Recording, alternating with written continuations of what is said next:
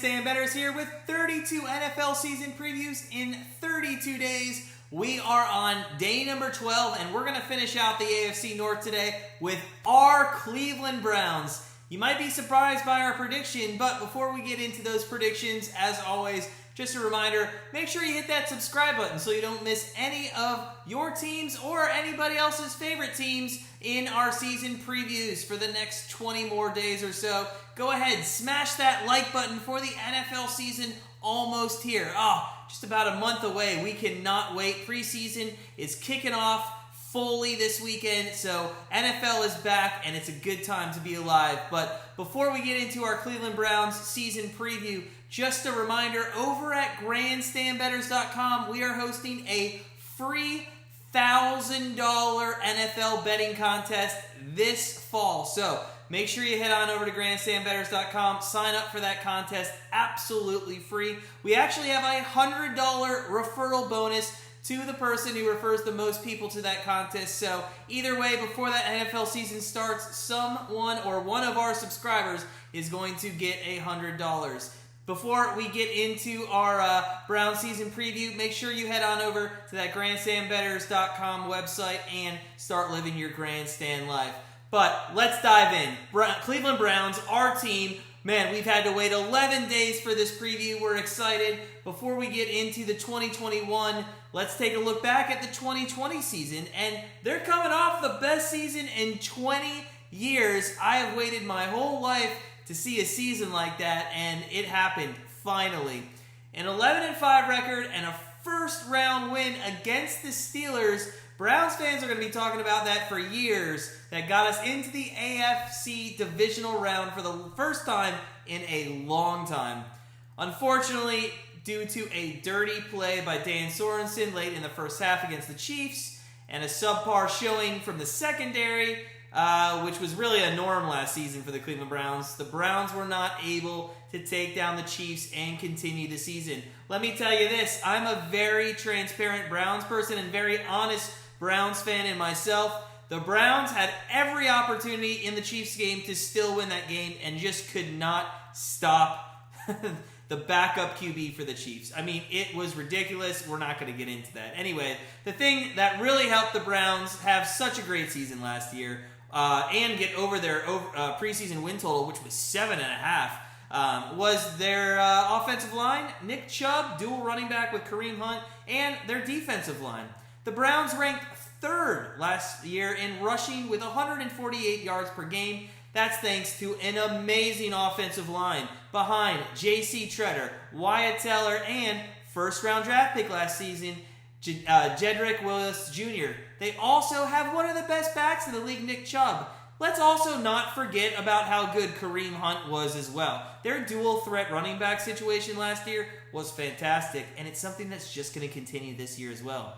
Now, their ability to pass block for Mayfield and wreak havoc in the run game really opened up the offense last year for the first-year head coach, Kevin Stefanski. Quickly recapping their defensive side of the ball, as we mentioned, their defensive line behind Myles Garrett and Oliver Vernon and Sheldon Richardson ranked very high. It was actually top 10 in run defense. Between the three of those guys, they tallied 25.5 sacks last season. Their secondary was very weak, to say the least, though, and that was really a big reason why they lost a lot of games. Listen, they always have had a bend, not break defense. Last season in the secondary, it was more break than bend. So looking ahead to their 2021 season, the Browns really only needed to make major changes in their secondary if they wanted to take that final step and maybe be a Super Bowl contender. Now, Andrew Berry did a phenomenal job in this offseason. Looking at the additions they made to their defense, the first one of note, John Johnson III and Troy Hill both from the Rams. Along to go with their first-round pick, Grant Delpit, who was out last season with a preseason injury. The Browns are going to have a very good safety unit, especially with Ronnie Harrison to throw in the mix there. At cornerback, the Browns are now loaded with talent. Behind star corner Denzel Ward, you have Greedy Williams, Troy Hill, and draft pick Greg Newsome II out of, I believe, Northwestern. Now, looking at their front seven, the Browns made some big additions that will help Garrett on that defensive line. They signed Jadeveon Clowney from the Titans, who, although I'm going to be fair, he had not a great year last year. When he's paired with Garrett, teams are going to have to shade to that Garrett side and watch out. But Clowney should have a lot of opportunities to get to the QB from that other side of the line. Now, the Browns also signed Malik Jackson from the Eagles and Takaris McKinley from the Raiders, which adds a lot of good depth and experience to the line as well. At linebacker, the Browns really struggled last season, but one bright spot, Taki. And who else but would have a better name than Taki and a good player all around? This guy, he's fun to watch, man. If you haven't watched the Browns defense, watch Taki. Great person, great personality as well. Middle linebacker position, it will be interesting to see who emerges here as a starter. You got Anthony Walker, signed from the Colts, and returning linebackers Mac Wilson and Jacob Phillips. So it's going to be an interesting training camp battle there. Weak side linebacker, the Browns got J.O.K. out of Notre Dame, which was, I'm going to be completely honest, we're biased here as well because we're Notre Dame fans, but looking at where he was taken at 52nd in the draft, there's no way he should have fell that much. This was an absolute steal by the Browns, as he was expected to go in the first round. As we said before, it will take weeks into the season, we think, to get some of these new pieces working together, but they have a very talented roster on paper, and their defense is a much better team. Their secondary, middle linebackers, it might give them contention into being in the top spot of the AFC. Looking at other parts of their offense before we get into their schedule, Mayfield proved last season that he's only getting better with more experience in the league. Thank God we got over the hump. This guy's not Johnny Manziel, which, by the way, on a side note, Johnny Manziel, man, you took last in a golf tournament and you're trying to become a PGA Tour card. Oh, my God. Johnny Manziel, we will never live that down, Browns fans. Anyways, Baker Mayfield, he looks good. Now, I'm going to be honest, he's not a top 10 quarterback in the league right now, but he showed improvement last season, and we think that he will become this team's franchise quarterback. He is going to get that extension. I just think it takes one more year to get into the playoffs again, and then they'll give him the extension. Only the Browns could screw that up, though. Only the front office, not the Browns players, only the front office there.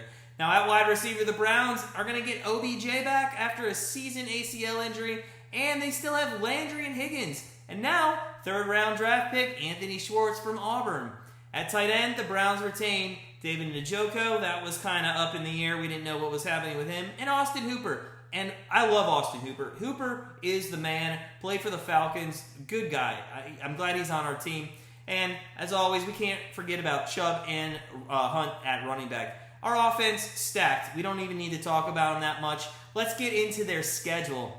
They have a hard schedule. Their 9th hardest schedule in the league, and the Browns over-under is set at 10.5.